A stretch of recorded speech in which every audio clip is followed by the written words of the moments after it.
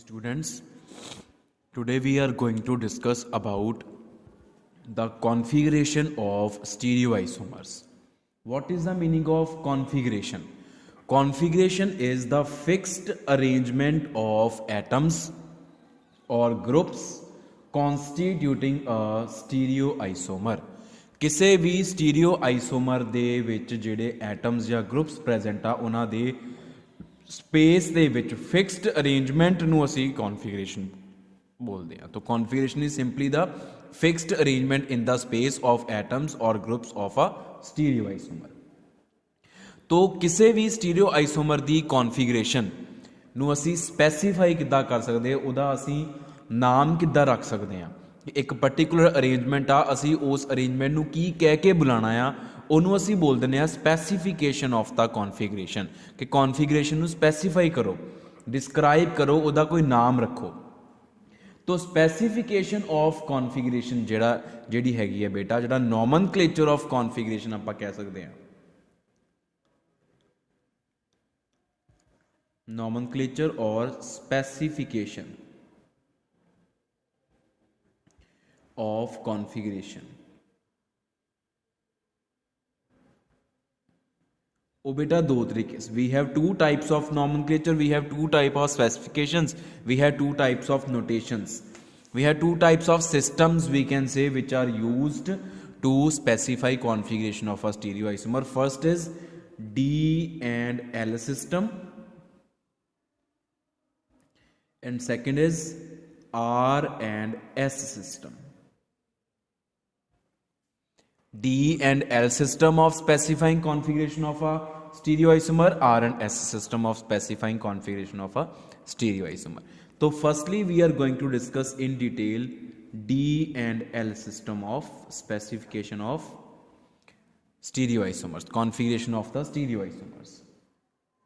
तो D and L system या D and L notation ਦੇ ਵਿੱਚ ਕੀ ਹੈ ਬੇਟਾ, ਇੱਕ ਆਈਸੋਮਰ ਨੂੰ ਅਸੀਂ D ਆਈਸੋਮਰ ਬੋਲਦੇ ਹਾਂ, ਦੂਸਰੇ ਆਈਸੋਮਰ ਨੂੰ ਅਸੀਂ L ਆਈਸੋਮਰ ਬੋਲਦੇ ਹਾਂ।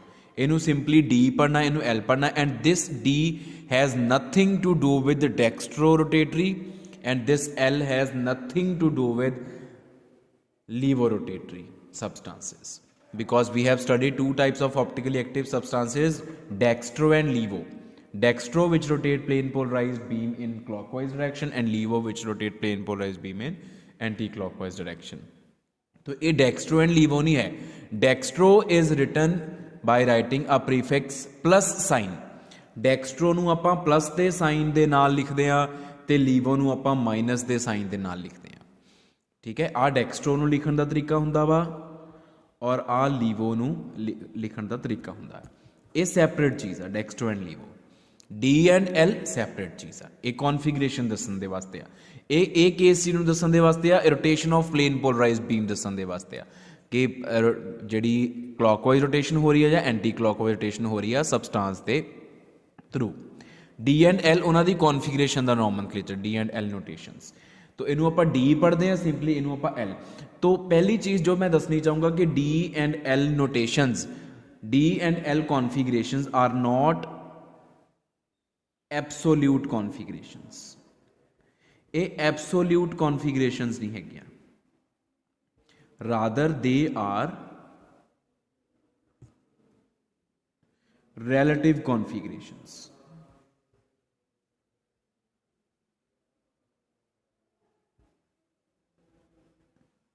D and L configurations are not absolute configurations, they are relative configurations. What is the meaning of relative? कि अगर एक नू arbitrarily D कहता ਤਾਂ ਦੂਸਰੇ ਨੂੰ ਅਸੀਂ ਆਟੋਮੈਟਿਕਲੀ L ਬੋਲ ਦਾਂਗੇ। ਦੂਸਰੇ ਨੂੰ ਮਤਲਬ ਜਿਹੜਾ ਉਹਦਾ ਮਿਰਰ ਇਮੇਜ ਹੋਏਗਾ, ਜਿਹੜਾ ਉਹਦਾ ਦੂਸਰਾ ਇਨੈਂਸ਼ੀਓਮਰ ਹੋਏਗਾ, ਉਹਨੂੰ ਅਸੀਂ L ਬੋਲ ਦਾਂਗੇ। ਰਿਲੇਟਿਵ ਇੱਕ ਦੂਸਰੇ ਦੇ ਵਿਦ ਰਿਸਪੈਕਟ ਟੂ ਚੱਲਦੀਆਂ। ਜੇ ਇੱਕ D ਆ, ਜਿਹੜਾ ਦੂਸਰਾ ਇਨੈਂਸ਼ੀਓਮਰ ਹੋਏਗਾ, ਜਿਹੜਾ ਦੂਸਰਾ ਮਿਰਰ ਇਮੇਜ ਹੋਏਗਾ, ਉਹ L ਰੱਖਾਂਗੇ। ਅਗਰ ਇੱਕ L ਆ ਤਾਂ ਦੂਸਰਾ D ਹੋਏਗਾ। ਇਹ ਮਤਲਬ ਹੁੰਦਾ ਰਿਲੇਟਿਵ ਕਨਫੀਗਰੇਸ਼ਨ ਦਾ। ਠੀਕ ਹੈ, तो ਇਹ ਜਿਹੜੀ D ਐਂਡ L ਸਿਸਟਮ ਦੀ ਸ਼ੁਰੂਆਤ ਹੋਈ ਆ, ਉਹ ਸ਼ੁਰੂਆਤ ਹੋਈ ਸੀ ਬੇਟਾ ਗਲਿਸਰੈਲਡੀਹਾਈਡ ਤੋਂ।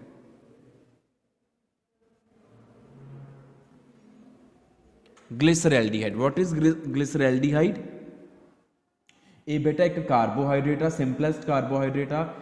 ठीक है, इट इज़ एल्डोट्राइओस। एल्डोट्राइओस का मतलब ये एल्डिहाइड ग्रुप लग्या होया तो ये 3 कार्बन होंगे। And this is we can say इहदा फॉर्मूला है साडे कोल CH2OH CHOH COH या CHO। आ हो गया एल्डिहाइड ग्रुप जिन्हों आप CHO बोल दें। 2 कार्बन, टोटल 3 कार्बन हो गए। ग्लिसरैल्डिहाइड इज एन एल्डोट्राइओस, एक कार्बोहाइड्रेट है।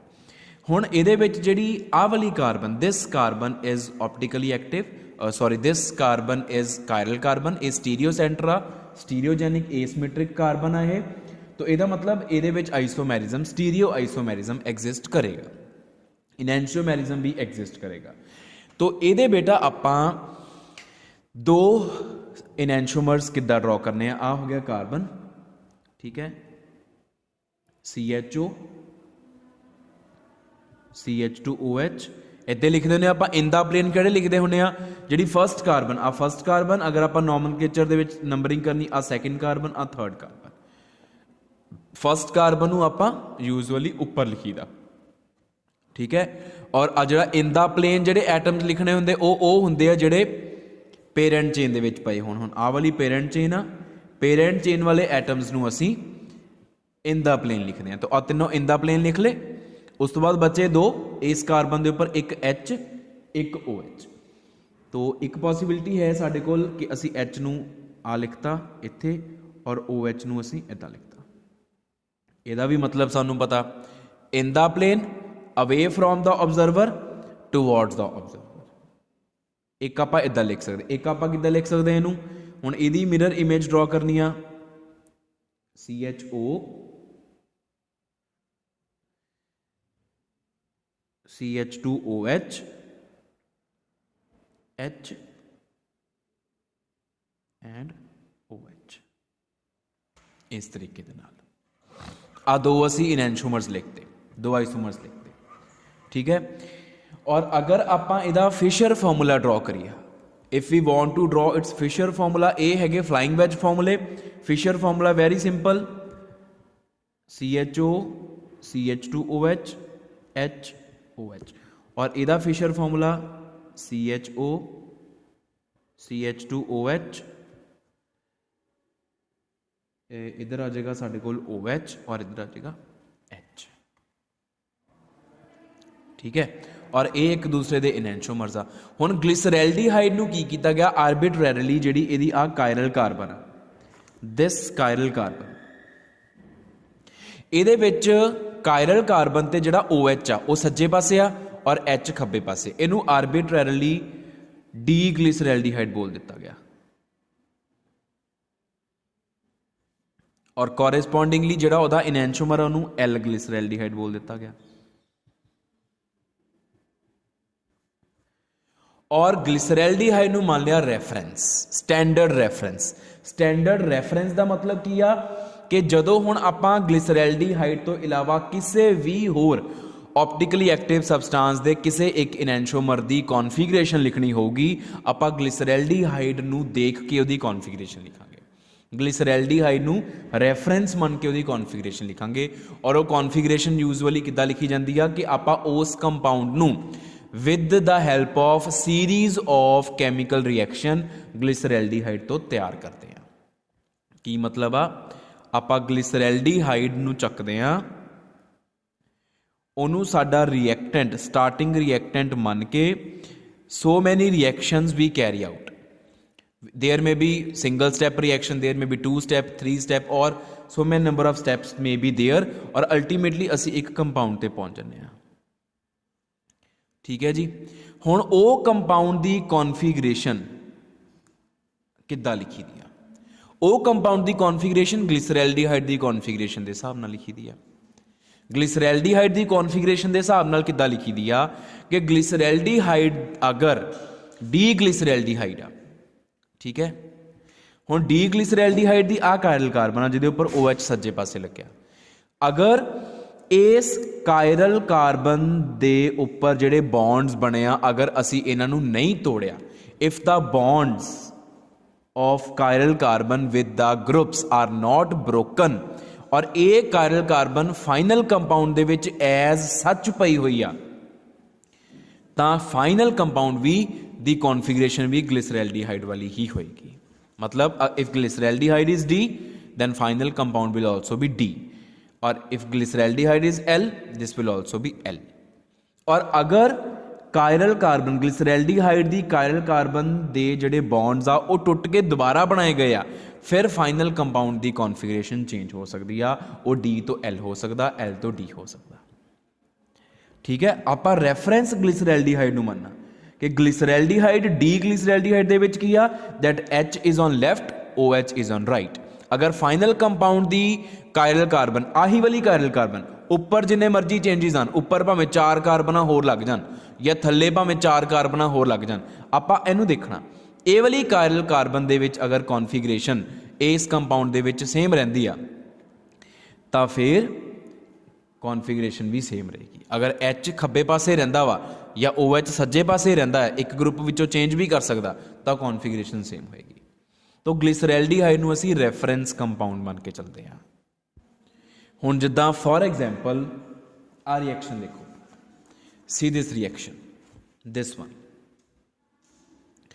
हुण इस रिएक्शन दे विच की आ, we have D glyceraldehyde as reactant molecule, और आपां की कीता ऑक्सीडेशन की with the help of bromine water, this is bromine water which is oxidising agent, और उन्हें की कीता कि आ जिहड़ा CHO ग्रुप आ उन्होंने COOH दे विच कन्वर्ट करता। Aldehydic group is converted into carboxylic acid group, so ये बन गया glyceric acid, but it is also D having D configuration. Why so? Because जिहड़ी एक कायरल कार्बन आ, दिस कायरल कार्बन ਉਹਦੇ अराउंड कॉन्फिगरेशन सेम रही, ਉਹਦੇ अराउंड कोई बॉन्ड नहीं टुटिया, कॉन्फिगरेशन बिल्कुल सेम रह रही है। ठीक है, इस तरीके नाल आ देख लो, this is also glyceraldehyde, this is L glyceraldehyde with the help of series of reaction, पहला ऑक्सीडाइज किया, फिर रिड्यूस किया, फिर रिड्यूस किया, अल्टीमेटली लैक्टिक एसिड बन गया। और लैक्टिक एसिड दी जिहड़ी आ वाली chiral carbon, this chiral carbon and this chiral carbon, chiral carbon of glyceraldehyde जिहड़ी आ, जिहड़ी ओदी इनीशियली कायरल कार्बन हैगी ग्लिसरैल्डिहाइड दे कोल, in lactic acid that chiral carbon possesses same configuration as that of glyceraldehyde. If in the final product compound the chiral carbon which was also present in glyceraldehyde, if that chiral carbon has same configuration as that in glyceraldehyde, then the configuration is also same. तो आ भी L ते आ भी L। यही चीज़ मैं तुहानूं कह के हटिया कि आपां कंपाउंड्स दी जिहड़ी कॉन्फिगरेशन आ वो ग्लिसरैल्डिहाइड दे हिसाब नाल देखते हैं। असीं सोचते हैं कि उहनूं ग्लिसरैल्डिहाइड तो किस तरीके नाल बनाया जाए, और उन्होंने ग्लिसरैल्डिहाइड तो बना के फिर कॉन्फिगरेशन कंपेयर कर लेंगे हैं। तो बेटा इस तरीके नाल फिर आप देख सकते हैं कि किहड़ा जिहड़ा कंपाउंड आ वो किहड़े ग्लिसरैल्डिहाइड तो असीं तैयार कर रहे हैं। ठीक है, जे वो डी तो कर रहे हैं तो फिर अगर प्रोडक्ट कंपाउंड की कायरल कार्बन जिहड़ी कि ग्लिसरैल्डिहाइड वाली कायरल कार्बन ही आ, या कह लो ग्लिसरैल्डिहाइड की जिहड़ी कायरल कार्बन प्रोडक्ट कंपाउंड दे विच फॉरवर्ड हुई आ, अगर उन्हां ते कॉन्फिगरेशन सेम आ तो फाइनल प्रोडक्ट की कॉन्फिगरेशन फिर ग्लिसरैल्डिहाइड वाली ही होएगी, अदरवाइज उस तो ऑपोजिट हो जाएगी। ठीक है, तो एक बेटा ये अपने को लास्ट चीज़ डिस्कस करने वाली हैगी वो ये आ कि जिदा मैं पहला भी कहा सी कि D&L सिस्टम जिहड़ा है, D&L nomenclature has nothing to do with dextro and levo. जदों कॉन्फिगरेशन चेंज कर दी आ तो ये जरूरी नहीं कि डेक्सट्रो लीवो बन जाए या लीवो डेक्सट्रो बन जाए। जो कॉन्फिगरेशन सेम रही है प्रोडक्ट एंड रिएक्टेंट की, मान लो कोई एक रिएक्टेंट आ, ठीक है, वो हैगा D, not always glyceraldehyde is the reactant. Glyceraldehyde नूं रिएक्टेंट तो आप उदों लैके चलते हैं जदों किसी नवे कंपाउंड की कॉन्फिगरेशन टेस्ट करनी हो। हुण नवे कंपाउंड की कॉन्फिगरेशन साडे कोल आ चुकी आ, उस इस कंपाउंड नूं हुण मान लो आप किसी होर दूसरे कंपाउंड कन्वर्ट कर रहे हैं। मैं एक जनरल रिएक्शन की गल कर रहा, I am talking about any general reaction. General reaction की है, मान लो कि साडे कोल एक कंपाउंड आ, कंपाउंड नंबर 1, उन्होंने असी कंपाउंड नंबर 2 चेंज करता इन अ रिएक्शन। अगर कंपाउंड 1 एंड 2 की कॉन्फिगरेशन सेम आ, then this process या this phenomena is called retention of configuration।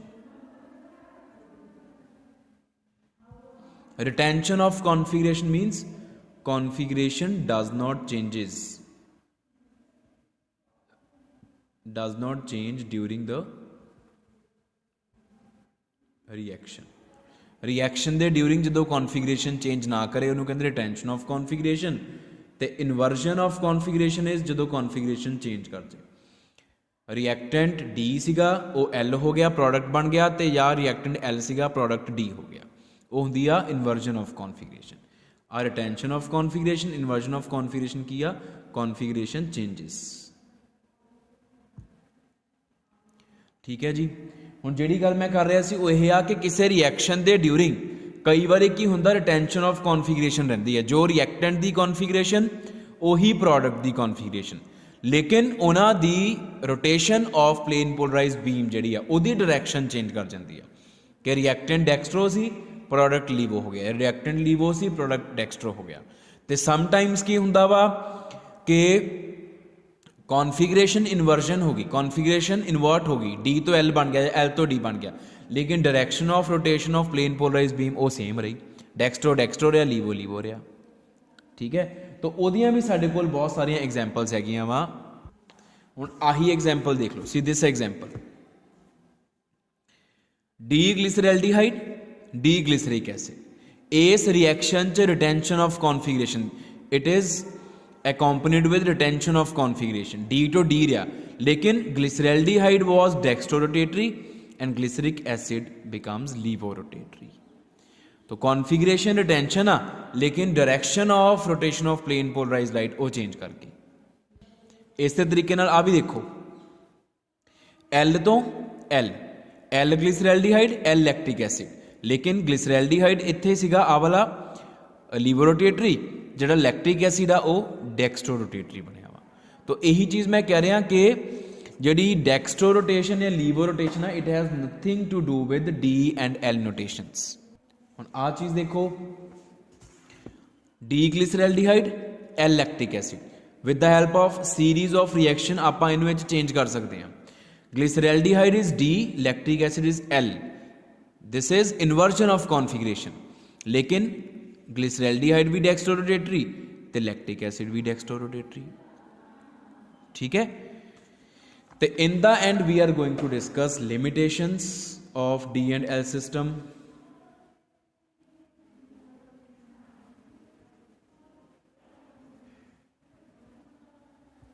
तो लिमिटेशंस दे विच बेटा इक्को एक इहदी मेजर लिमिटेशन है कि कोई एक कंपाउंड आ साडे कोल, ਉਹ ਕੰਪਾਊਂਡ ਅਸੀਂ ਮੰਨ ਲਓ ਸਾਡੇ ਕੋਲ ਡੀ ਕੰਪਾਊਂਡ ਆ, that compound can be formed from D glyceraldehyde with the help of series of reaction as well as L glyceraldehyde with the help of series of reaction.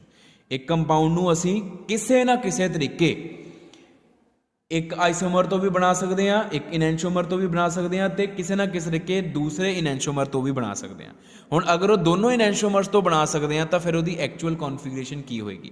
ਜੇ ਅਸੀਂ ਕਹਿੰਦੇ ਹੋ ਡੀ ਗਲਿਸਰੈਲਡੀਹਾਈਡ ਤੋਂ ਬਣਿਆ ਤਾਂ ਉਹ ਡੀ ਹੋਏਗਾ, ਐਲ ਤੋਂ ਬਣਿਆ ਤਾਂ ਉਹ ਐਲ ਹੋਏਗਾ। ਇਹਦਾ ਮਤਲਬ it has become difficult to decide the configuration of that compound formed. ਤਾਂ ਇਹ ਡੀ ਐਂਡ ਐਲ ਸਿਸਟਮ ਦੀ ਲਿਮਿਟੇਸ਼ਨ ਆ ਕਿ ਇਹ relative system, relative to the reactant ਚੱਲਦਾ ਹੈ। ਜਿਹੜਾ ਕੰਪਾਊਂਡ ਅਸੀਂ ਬਣਾ ਰਹੇ ਹਾਂ ਉਹਦੀ configuration relative to the glyceraldehyde ਚੱਲਦੀ, which is taken as standard reference. तो यही ਇਹਦੀ ਲਿਮਿਟੇਸ਼ਨ ਆ। ਅਗਰ ਇਹ ਐਬਸੋਲਿਊਟ ਸਿਸਟਮ ਹੁੰਦਾ ਕਿ ਆਪਣੀ ਕਨਫੀਗਰੇਸ਼ਨ ਹੁੰਦੀ ਹਰ ਇੱਕ ਕੰਪਾਊਂਡ ਦੀ ਔਰ ਉਹਦੀ ਕਨਫੀਗਰੇਸ਼ਨ ਕਿਸੇ ਹੋਰ ਦੇ ਵਿਦ ਰਿਸਪੈਕਟ ਟੂ ਨਾ ਦੇਖੀ ਜਾਂਦੀ, ਨਾ ਬਣਾਈ ਜਾਂਦੀ, ਫਿਰ ਇਹ ਸਿਸਟਮ ਬੈਟਰ ਹੋਣਾ ਸੀ, ਗੁੱਡ ਹੋਣਾ ਸੀ। ਪਰ ਕਿਉਂਕਿ ਇੱਕ ਕੰਪਾਊਂਡ ਦੀ configuration is seen with respect to some other compound and specifically the glyceraldehyde, so this system has limitations, and this is all about D and L system of nomenclature of configuration of a stereoisomer.